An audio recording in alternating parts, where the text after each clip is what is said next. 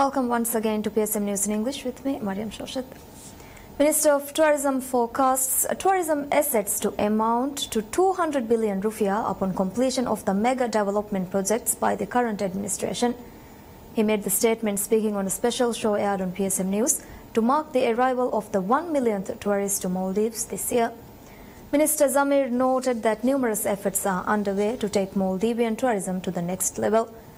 The minister noted that although tourism assets stood at 50 billion rupiah when President Yamin came into power, the figure now stands at 100 billion rupiah and that it is expected to increase to 200 billion rupiah upon the completion of the mega developmental projects by the current administration. He said that despite the opposition's efforts to make the global community boycott Maldivian tourism, the administration has managed to reach targets set in the tourism sector.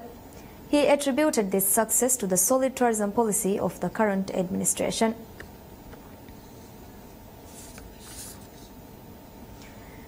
Minister of Home Affairs Azlin Ahmad states, youth have become more responsible and there is no need for ankle monitors for youth to divert them from crime. Speaking to PSM News, Home Minister Azlin Ahmad stated, youth are now partners of development of Maldives, adding it shows the positive results of the efforts exerted by the government.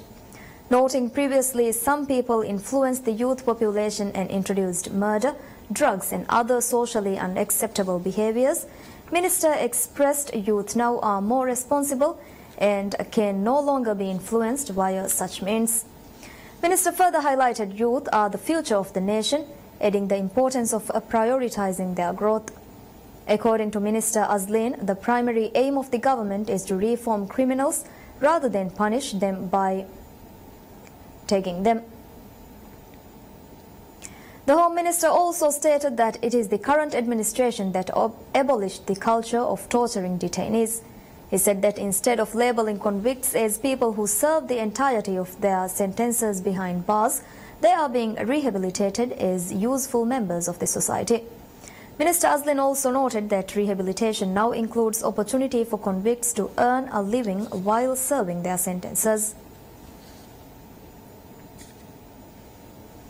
Elections Commission of Maldives announces polling times in overseas polling stations for the upcoming presidential election. Elections Commission will place ballot boxes in four countries, while according to the Commission, voting will take place during the specified local time of the respective countries. Elections Commission in a statement revealed voting will take place from 8:30 hours to 16:30 hours in Trivandrum, India and Colombo, Sri Lanka. Meanwhile, the electoral body has decided voting will take place from 9:30 hours to 17:30 hours in London, UK, and 1100 hours to 1900 hours in Kuala Lumpur, Malaysia. While 3 ballot boxes will be placed in Sri Lanka for the upcoming election, one ballot box will be placed in other countries. There will be a total of 472 ballot boxes placed for the upcoming presidential election. The presidential election is scheduled to be held on September 23rd.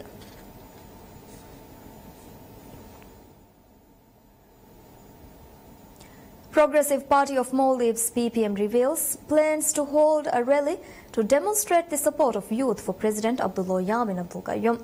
Speaking at a press conference held by the party, Parliamentary Group Leader of PPM Ahmad Nihan Hussein Manik stated, PPM will hold a rally with a vast number of supporters and that 70% of this rally would consist of youth supporters of PPM.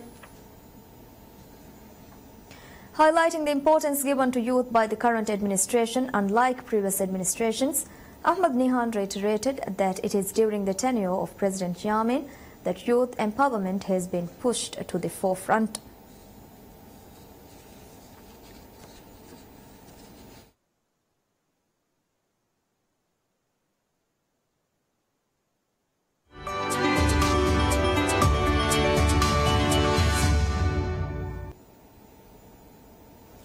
Acting Managing Director of Maldives Marketing and Public Relations Corporation MMPRC, Haris Mohammed states, tourism promotion efforts will be increased upon completion of the mega developmental projects of Velana International Airport, VIA.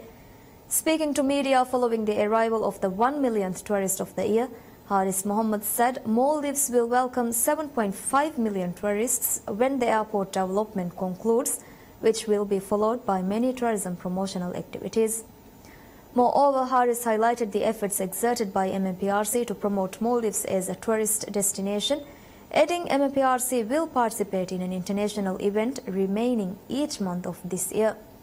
Haris also noted with the new runway development, ticket prices will see a decrease.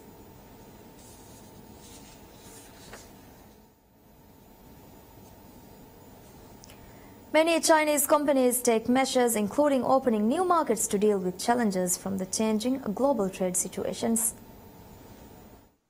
Geoadhesive Products Technology Co. Limited in Kaipeng City of South China's Guangdong province could no longer export their tape cutters to the United States under the impacts of the increased tariffs levied by the United States.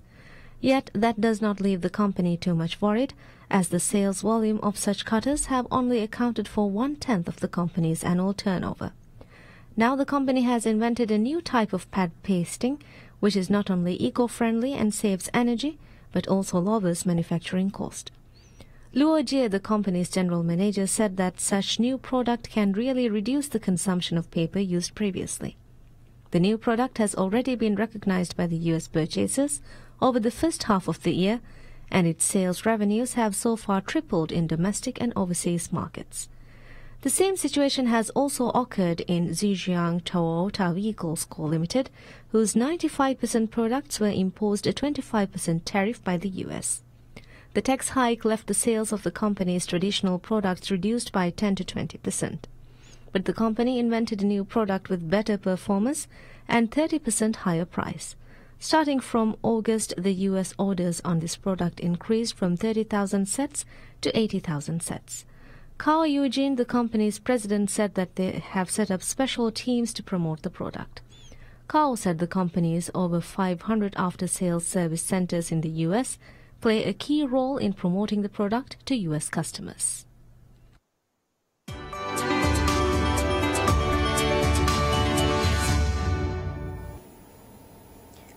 Global corporate leaders participating in the International Investment Forum 2018 say China's further opening up will make it an ever more attractive destination for foreign investment and encourage more foreign companies to seek greater development opportunities in the country.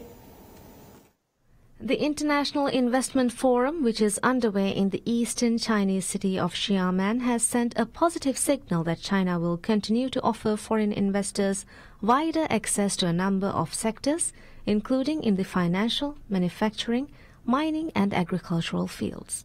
These opening up measures will help foreign firms further expand their businesses in China, according to forum attendees. Global companies are adjusting strategies to adapt to developing China, where innovation has become an indispensable approach for businesses across every industry. The two-day investment forum is held alongside the 20th China International Fair for Investment and Trade, an annual government-sponsored event that aims to promote and facilitate trade and investment. Quake-affected residents in Sapporo, capital city of Hokkaido, fear returning to their homes as many buildings are subsiding due to soil liquefaction after the deadly earthquake last Thursday. Kyotaku, one of the 10 wards in Sapporo, was the worst hit by soil liquefaction, where water-saturated soil loses its structural integrity and collapses, causing many vehicles to sink into the soil and numerous buildings to slant. According to local authorities, 160 plus out of 500 surveyed buildings are dangerously tilted and need urgent repair. A resident said he is worried about their security and shivered when going back to some of the necessities from his home. Under the serious threat of soil liquefaction, even a large stone can be easily smashed by a single hand, an expert demonstrated. The Sapporo government said water control will last for a while as the cleaning work continues. The death toll from the strong earthquake that rocked Hokkaido has risen to 42, while one person in the town of Atsuma, one of the hardest hit areas by the quake, is still missing, the Japanese government said on Sunday.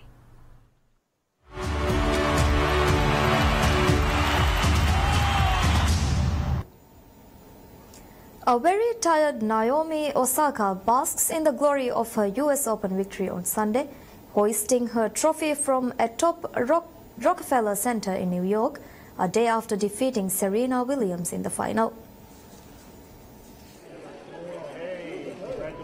On Saturday, Osaka became Japan's first Grand Slam singles champion by thumping Serena Williams 6-2, 6-4 in a controversial US Open final, in which the American suffering a mesmerizing meltdown after being given a court violation. It was drama-filled conclusion to a match rich with storylines that will go down as one of the most controversial Grand Slam finals of all time. There was much riding on the outcome for both players, with Osaka bidding to become the first man or woman from Japan to lift a Grand Slam singles title, and Williams trying to equal Margaret Court's record of 24 major titles. In the end, it was Osaka making history, but on a day of bizarre events, her victory will only be footnote to what is sure to go down as one of the most infamous matches ever played at Flushing Meadows. With Osaka in control of the contest after taking the first set, Portuguese chair umpire Carlos Ramos sent Williams into a rage when he handed the 23 times Grand Slam champion a court violation, and the Americans' coach Patrick Muratoglu make hand signals from the player's box. A string of incidents followed as Williams went on to incur a point penalty for smashing her racket after Osaka broke her to get back on serve at 3-2. Williams was then hit with a game penalty at 4-3 after she launched into a verbal attack against Ramos, accusing him of being a liar and a thief for stealing a point from me. The game penalty put Osaka 5-3 up, and the 20-year-old Japanese kept her cool to close out the win. The chaotic finish, filled with screaming, tears and jeers, cast a cloud over what could have been Osaka's shining moment. Rarely do matches get to the point where chair umpires hand out game penalties. In a timeline, the USTA detailed events of the women's final and indicated Ramos was right to make the calls he did, and on Sunday the ruling body fined Williams $17,000 for the 3 court violations. Muratoglu later admitted he had been coaching, but in another strange twist, an unrepentant Williams continued to deny she had received any advice and was instead a victim of sexism. Almost lost in the chaos was a fearless and cool display from Osaka. Before Williams' collapse, Osaka had already put the 36-year-old under rarely seen pressure. Osaka had given Williams plenty of respect, but no other concessions, as she grabbed the early break on a double fault by her idol for a 2-1 first set lead she would not let go. Playing on tennis's biggest stage in her first Grand Slam final, the enormity of the moment did not faze Osaka, while Williams, contesting her 31st major final, looked unsteady.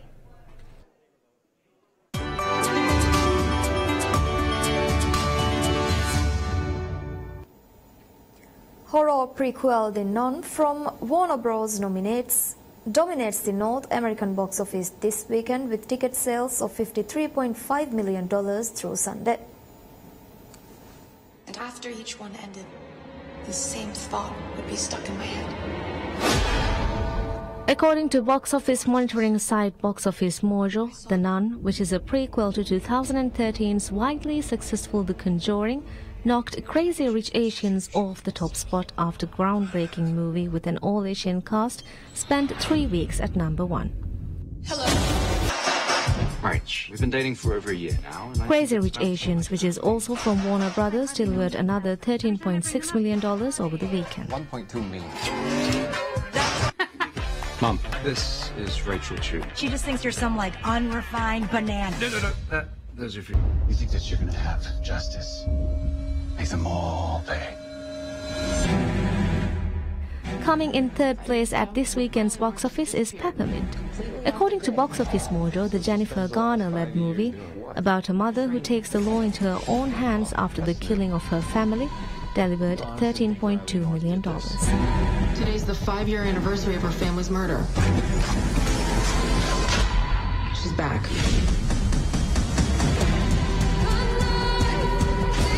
Corrupt judges, dirty cops. What? Not to the to find it and kill it. Shark Attack movie The Meg came in fourth at $6 million, while Searching delivered $4.5 million.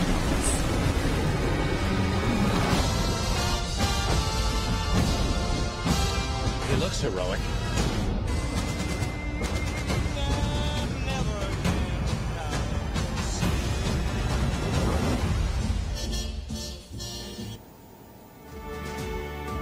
And that's all we have for you right now. Thank you for watching. Have a very pleasant day ahead. Goodbye.